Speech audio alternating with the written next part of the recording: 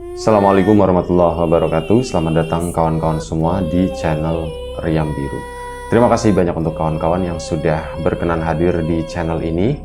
Dan pada kesempatan kali ini ada satu cerita datang dari Mas Ridwan di Semarang. Dan Mas Ridwan itu menceritakan tentang kejadian ini. Kejadiannya itu sekitar tahun 2004. Dan apa kabar kawan-kawan semua? Semoga sehat selalu sekeluarga. Nah, di tahun 2004 ini, si Mas Ridwan itu punya usaha. Dia itu buka usaha sendiri, itu adalah sebuah barbershop atau tukang cukur lah, gampangnya itu. Mas Ridwan itu menjadi tukang cukur dan memang buka sendiri itu di rumahnya. Kebetulan rumahnya itu posisinya memang di pinggir jalan raya gitu, jalan yang lumayan cukup besar, lumayan rame juga di situ dan pelanggannya itu lumayan cukup banyak. Nah, ini ceritanya pada suatu hari, kebetulan banget Mas Ridwan sendiri itu kan punya satu karyawan gitu ya. Ada temannya sendiri memang dipekerjakan gitu kan. Memang belajar sama Mas Ridwan, dia udah mulai cukup bisa, akhirnya ditarik, udahlah bantuin aku aja di sini, aku juga kadang keteteran, kata Mas Ridwan gitu kan. Ya temennya itu si Sultan namanya, ya seneng pasti ya dikasih pekerjaan, udah dikasih ilmu, dikasih pekerjaan pula, itu enak banget lah kayak itu. Akhirnya apa, Mas Sultan pun ya mengabdi sama itu tadi, bukan mengabdi ya karena dibayar ya. Mas Sultan bekerja sama Mas Ridwan tadi. Ya sudah dijalani itu yang namanya tukang cukur tadi. Tukang cukur pun alhamdulillah kata Mas Ridwan ya nggak pernah sepi lah, setiap hari itu minimal ada gitu, ada aja kepala yang dipotong rambutnya gitu. Dan ya tentu saja Mas Ridwan pun senang sama Mas Sultan juga kompak gitu ya. Dan mereka itu nggak pernah mengalami sesuatu yang aneh gitu ya, kecuali ada satu misalkan. Cuman anehnya tuh bukan aneh-aneh yang horor atau apa kayak gitu tuh enggak. Jadi si Mas Ridwan misalkan, ini ada seseorang masuk ke sana. Yang masuk itu mohon maaf bukan orang waras, melainkan orang gila gitu ya. Rambutnya udah panjang, udah gimbal begitu, udah kotor, masuk dikiranya mau minta makanan atau mau minta apa, malah bilang cukur, katanya cukur. Buset, minta dicukur gitu kan. Mas Ridwan, gimana ya Ton, gimana Ton minta cukur? Ya udah Mas, tak cukurin, kata si Mas Sultan. Oh, Mas Sultan yang maju waktu itu. Cuman kan Mas Ridwan mikirnya, Ton, cukurin sih, cukurin. Cuman nanti alat kamu cuci ya yang bersih, katanya begitu. Oh iya siap Mas gitu kan. Iya tenang aja, tenang aja. Soalnya Mas Ridwan itu ada khawatir gitu kan. Ya maksudnya orang seperti itu kan hidup di jalan, takutnya kotor atau bagaimana rambutnya itu ya. Sama itu Ton, hati-hati sama kutu, katanya begitu. Iya Mas, ya Mas, ya Mas. Ya. Mas Sultan nurut-nurut aja dan memang anaknya itu baik gitu. Dipotong lah gitu. Mas Ridwan itu cuma cengar-cengir, mesam-mesem. Si Mas Sultan itu udah ya mungkin nyium aromanya itu udah enak atau bagaimana gitu. Aromanya itu udah sedep, udah mentok lah baunya gitu. Habis selesai motong, udah si itunya nggak bilang terima kasih, nggak bilang apa, cuma bangun lompat serp, terus langsung keluar begitu aja. Mas Sultan ya cuman geleng-geleng kepala, langsung dibersihin. Termasuk itu ya binatang-binatangnya itu langsung disemprotin gitu, biar pada mati, biar nggak nyebar kemana-mana kan. Disemprot pakai semprotan nyamuk, obat nyamuk itu, cuman ya ini obat kutu jatuhnya. Itu akhirnya udah dikumpulin segala macem. Mas Sultan menyesal waktu itu. Mas, aku nyesel, katanya. Loh, kamu nyesel kenapa? Kamu udah melakukan sesuatu kebaikan yang aku itu belum sanggup, kata si Mas Ridwannya. Iya Mas, cuma kayak gitu banget Mas. Baunya iya, aduh sama itunya gitu ya, kerembik-kerembiknya itu. Maksudnya itu kutunya itu banyak gitu. Itu udahlah, cuman mau gimana lagi. Ini tak cuci ya Mas, ya langsung tak cuci. Iya Wan, makasih ya Wan, ya makasih. Udah enggak apa-apa. Ini rezeki, katanya, kata si Mas Ridwan itu begitu. Ini udah diberesin semuanya sama Mas Sultan. Ya begitulah kejadian-kejadian yang lumayan cukup unik. Orang cukur ndak bayar juga pernah ada kayak gitu. Misalnya anak kecil datang ke situ, Mas cukur Mas, katanya. Oh ya cukur gitu. Giliran udah selesai, Mas emang bayar Mas? Ya bayar, kata Mas Ridwan kan. Cuman aku ndak bawa duit Mas. Ayo sudahlah, ndak apa-apa gitu ya. Kayak gitu itu beberapa kali terjadi. Jadi banyak drama-dramanya di tempat cukurnya Mas Ridwan. Tapi memang karena dibawanya itu seperti itu, santai aja gitu. Kita nyukurin, kita pasang tarif segini, mereka mau bayar. Alhamdulillah, nggak bayar ya sudahlah, pikirnya Mas Ridwan ya. Sampai pada suatu hari. Jadi Mas Sultan sendiri waktu itu bekerja di sana itu sekitar udah kisaran 2 tahun lah. 2 tahun bekerja di situ dan Mas Sultan itu ternyata merahasiakan sesuatu. Ada sesuatu yang belum diomongkan sama Mas Ridwan sampai kejadian itu terjadi. Dan sebelum kita lebih jauh ke dalam cerita, mohon izin seperti biasa, mau numpang promo dulu, mau numpang dagangan bawang gorengnya Wiji, bawang goreng premium, renyah, digoreng sendiri, tanpa campuran apapun, tanpa tepung, tanpa micin, tanpa singkong, tanpa ubi, bener-bener bawang murni. Dan yang salah satu yang penting itu, bawangnya itu adalah bawang Brebes. Memang ukurannya tuh kecil-kecil bawang Brebes, cuman kalau masalah aroma dan rasa itu juara. Beda dengan bawang impor gede-gede, cuman ya begitu, hambar, aromanya ndak keluar, rasanya pun kurang kuat gitu ya. Jadi bawang gorengnya Wiji ini tetap konsisten dengan bawang Brebesnya itu ya. Kawan-kawan yang berminat gitu ya, ini bisa dibeli langsung di Shopee, di Tokopedia, atau mungkin di TikTok, atau mungkin bisa beli langsung di website nyaiwiji.com. Untuk kawan-kawan kemarin yang sudah sempat memesan, terima kasih banyak atas pesanannya. Dan mungkin untuk kawan-kawan yang belum sempat mesan, ditunggu pesanannya. Itu aja, terima kasih. Kita lanjut lagi cerita dari Mas Ridwan tadi. Nah, pada suatu hari, pada suatu malam lebih tepatnya, Mas Ridwan itu kan motong udah pakai mesin gitu kan, semuanya itu serba listrik, kipas angin, lampu, hair dryer, kadang ada yang minta macam-macam gitu ya, tetap aja sedia di situ.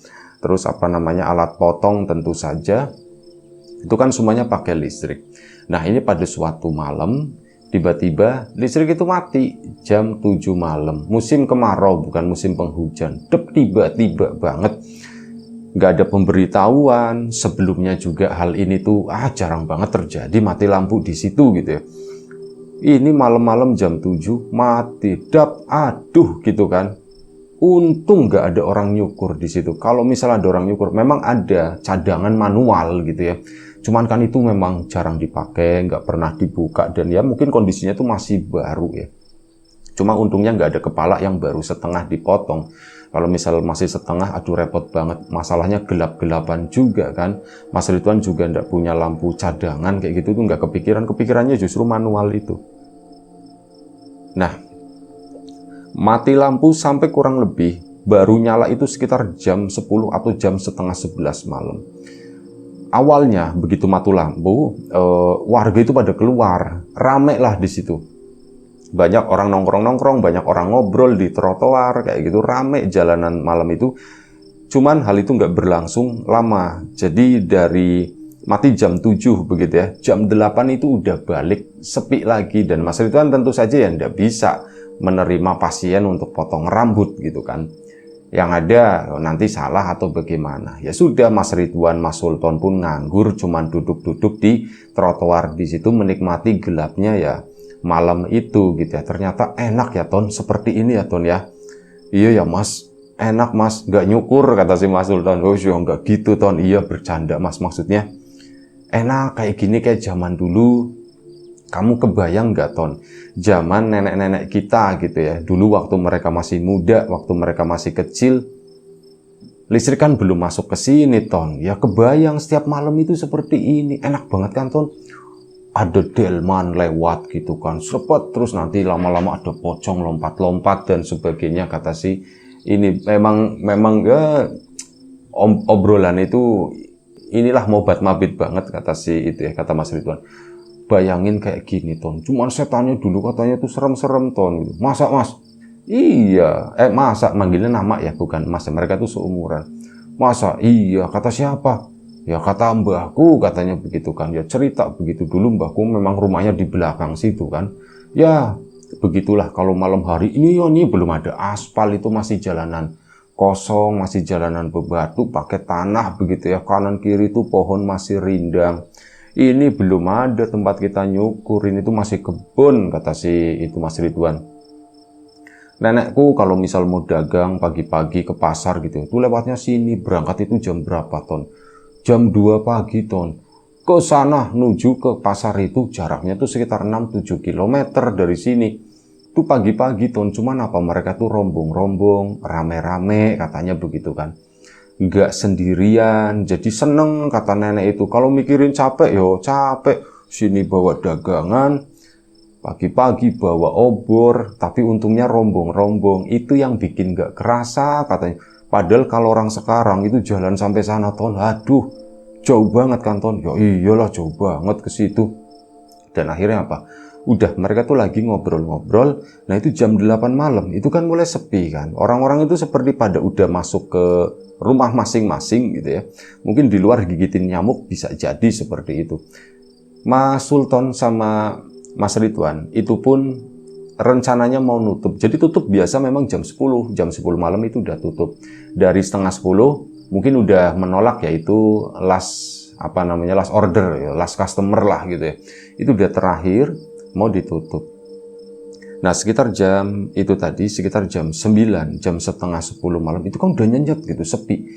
Jalanan yang biasanya banyak, jalannya itu bukan jalanan umum gede, jalanan nomor 1 di kota itu, enggak.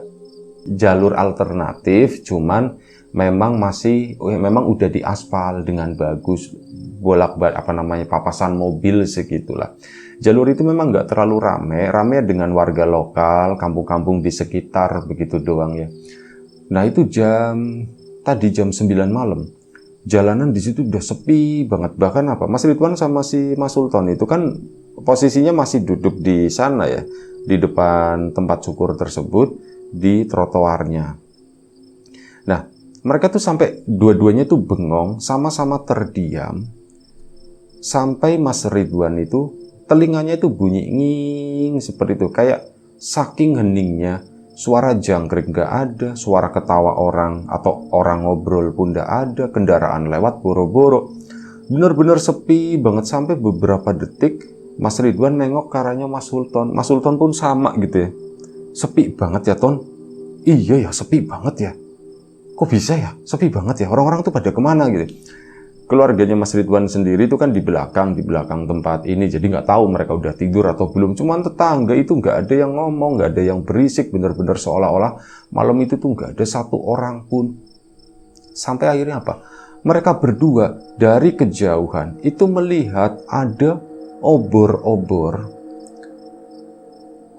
ya, orang-orang bawa obor itu banyak. Itu kan jalan lurus, jadi misal dari kejauhan itu udah kelihatan gitu, dari jarak berapa ratus meter, mungkin 200 ke sana itu udah kelihatan.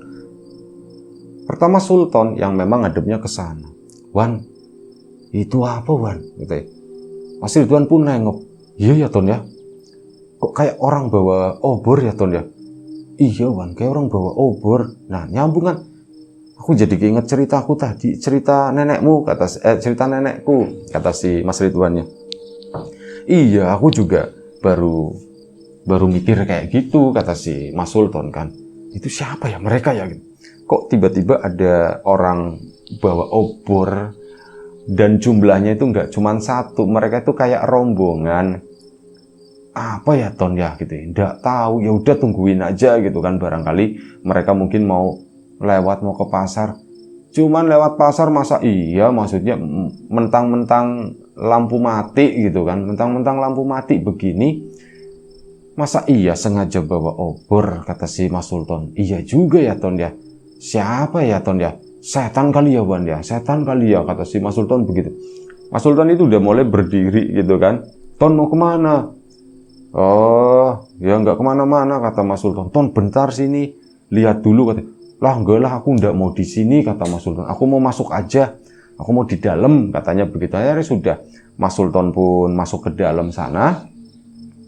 Mas Ridwan ikut ya, mungkin karena di situ sendirian juga serem ya, masuklah ke dalam juga. Mereka duduk di dalam ini kursi-kursi yang biasa dipakai buat orang cukur. Duduk di sana ngelihat ke arah cermin kan, sambil nengok ke sana.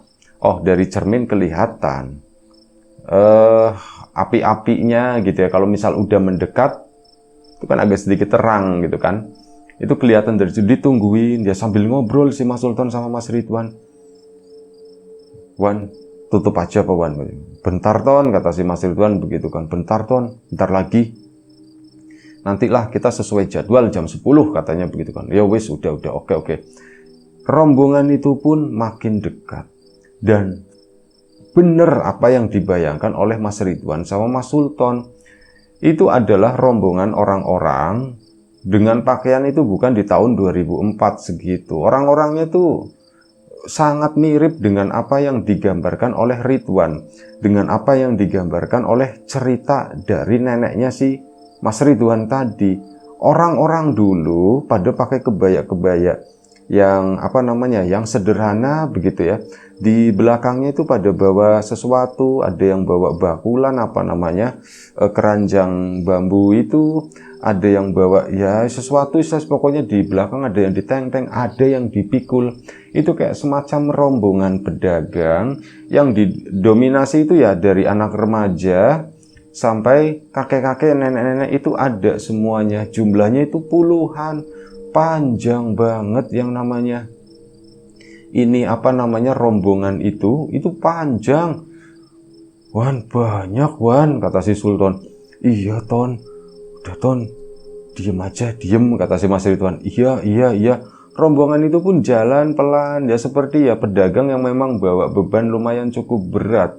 Jadi ya rombongan itu panjang, kayak mirip karnaval, bawa obor begitu. Memang bagus pemandangannya, cuman kan ada tanda tanya gitu ya, mereka itu siapa? Kita nggak pernah lihat rombongan itu sebelumnya. Kok tiba-tiba di momen mati listrik ini, di mana suasana tiba-tiba menjadi sepi banget, kok mereka muncul? Mereka itu sebenarnya siapa sih? Sampai akhirnya di tengah-tengah rombongan tadi ada seorang nenek-nenek itu berhenti setepat di depan tempat cukurnya si Mas Ridwan. Pokoknya berhenti, yang lain itu jalan, dia tuh berhenti sendiri.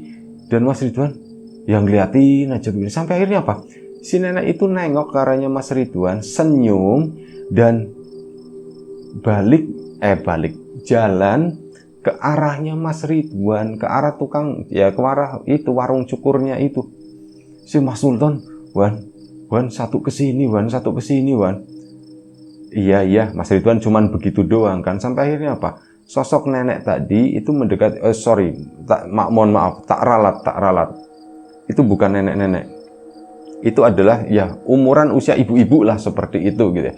Tapi ibu-ibu zaman dulu mungkin usianya tuh lebih muda, ya antara 25 sampai 30 tahunan.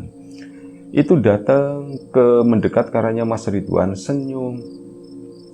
Tapi ya itu tadi dari awal udah disebut nenek gitu ya. Jadi intinya ya sudah kebongkar.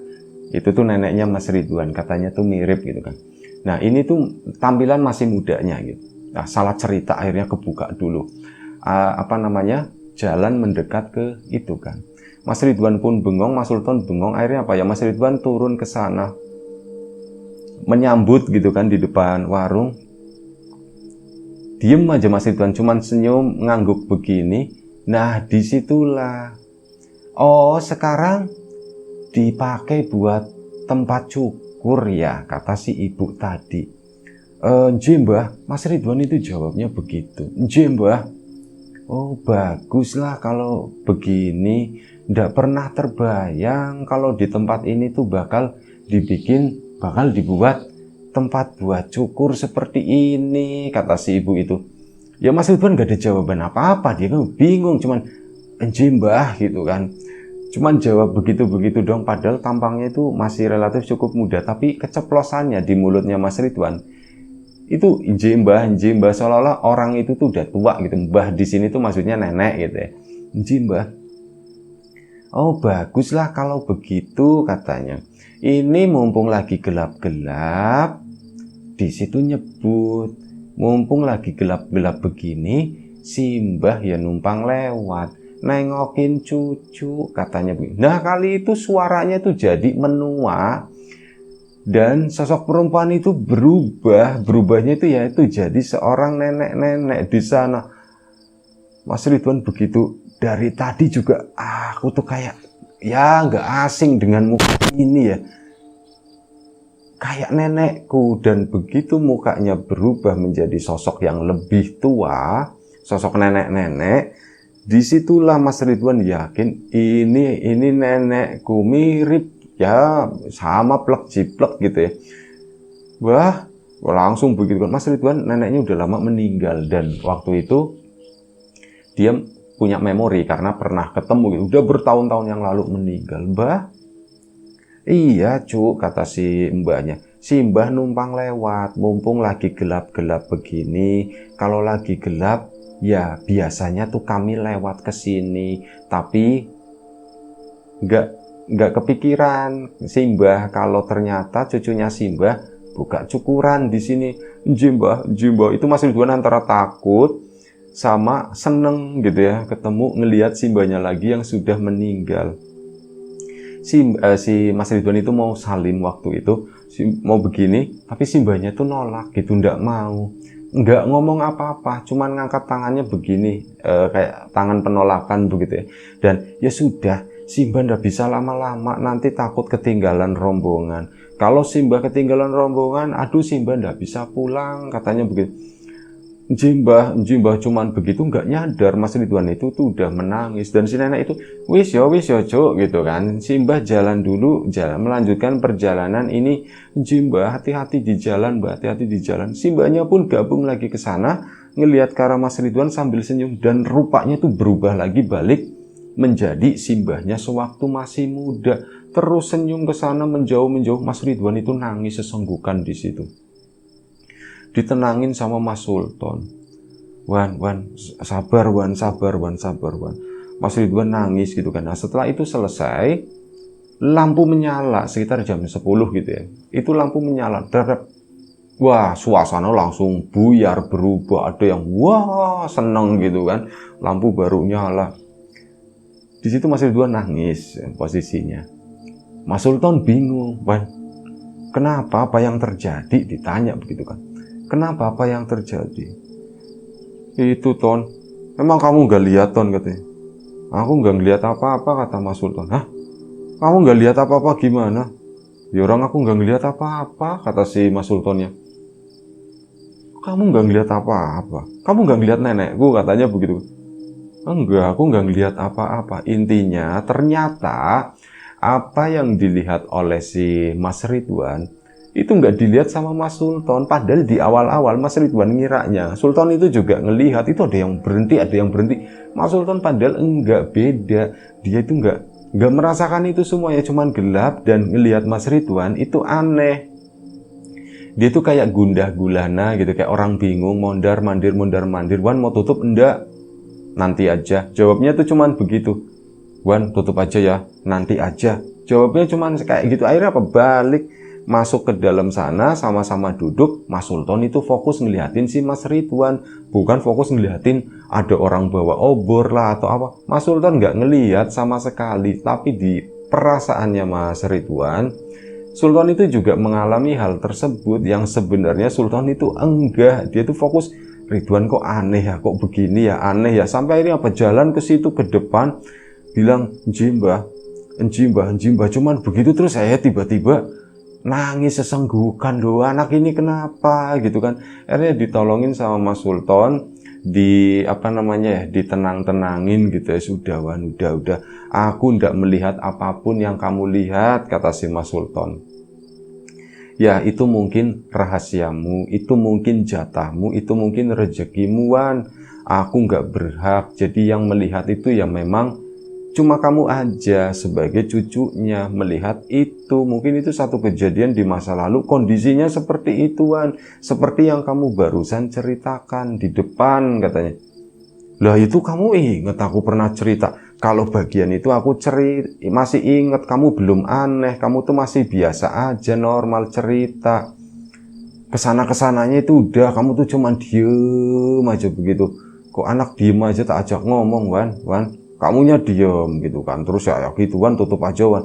Enggak, sebentar lagi, tunggu dulu. kayak gitu kata si Mas Sultan ya. Dan akhirnya sudah, setelah itu Mas Ridwan masih dengan apa namanya haru birunya itu, akhirnya sudah Ton, kita tutup aja katanya begitu kan. Malam begini udah nggak ada yang mau potong.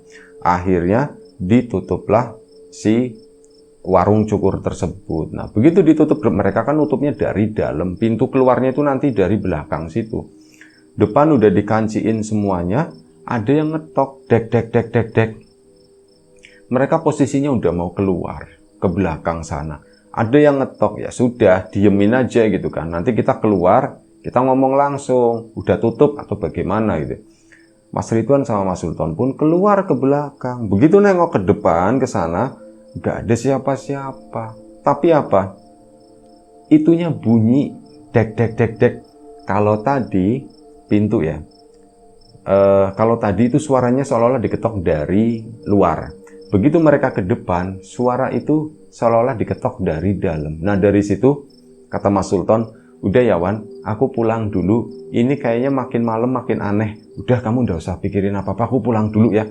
Iya Ton, makasih ya Ton ya, katanya begitu. Akhirnya sudah, Mas Sultan pun pulang, Mas Ridwan pun masuk ke dalam sana istirahat ya. Sebelum istirahat sempat cerita sama orang tuanya gitu ya, dan orang tuanya itu dari pihak bapak pun cerita begitu, iya dulu nenekmu memang begini begini begini begini. Akhirnya sebelum tidur Mas Ridwan itu mendengar cerita lagi dari bapaknya. Itu aja satu cerita dari Mas Ridwan mengenai itu warung cukurnya dan ketemu sama sosok yang mirip dengan neneknya. Terima kasih banyak Mas Ridwan atas ceritanya. Kawan-kawan di rumah juga terima kasih banyak atas support dan dukungannya, apapun itu, kawan-kawan subscriber, kawan-kawan membership, kawan-kawan yang udah kasih support dalam bentuk super thanks Kriya Biru, terima kasih banyak. Kawan-kawan yang udah ngasih like, udah nge-share ke yang lainnya, kawan-kawan yang udah ninggalin komentar juga terima kasih banyak. Kawan-kawan yang sudah memesan bawang gorengnya Wiji tentu saja tak lupa terima kasih banyak atas pesanannya. Untuk kawan-kawan yang mungkin belum sempat memesan atau udah lama nggak pesan, ya ditunggu pesanannya. Dan doa terbaik dari kami untuk kawan-kawan semua, semoga selalu diberi kemudahan dalam hal apapun, termasuk kemudahan dalam hal rizki. Yang sakit segera diberi kesembuhan, yang sehat tetap dijaga kesehatannya. Baik, sampai jumpa di episode selanjutnya. Riam Biru, jaga kesehatan kawan-kawan semuanya. Sekali lagi terima kasih banyak. Mohon maaf sebesar-besarnya kalau misal ada salah kata, ada sesuatu yang nggak berkenan di mata, di hati, di telinga kawan-kawan semuanya, mohon dimaafkan. Baik, itu aja. Sekali lagi terima kasih. Assalamualaikum warahmatullahi wabarakatuh.